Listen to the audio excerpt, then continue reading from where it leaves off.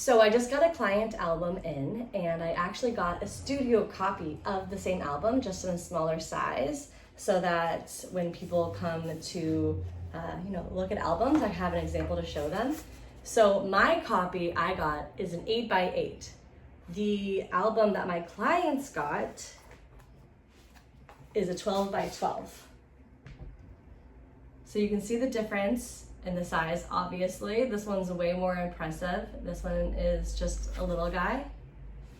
And then this obviously isn't the same album, but this is a 10x10, just to compare the size. So 8x8, 10x10, 12x12. One of the biggest questions I have is, what size album do I get? So, that depends on a few factors. Where are you going to keep it? Are you going to keep it out on your coffee table to be a statement piece? I think a 12x12 is really great for that. Is it just for your memories, or you don't have a large of a budget for albums? An 8x8 is great to see your photos, but it's not quite as large. One thing I do recommend is, if you're going to max out the amount of spreads you get, which means 40 spreads, 80 pages, I do recommend a larger book. Otherwise, the littler book is going to feel very chunky.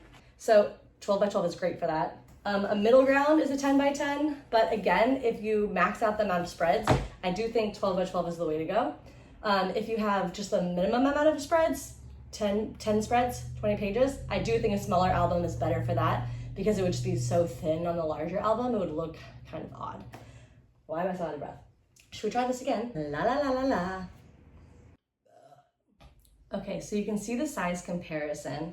There it is, layered.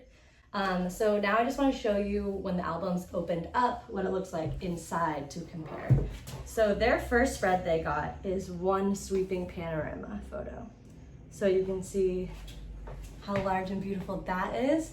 And now let's compare it to the 8x8. Still beautiful, still impressive, just a bit smaller.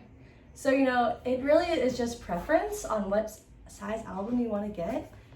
So I know it can be a difficult decision. I hope this video helps a little bit, but regardless, it's just so nice to see your wedding photos in a book, open with your own eyes, without a screen, to enjoy them every second of every day, anytime you want.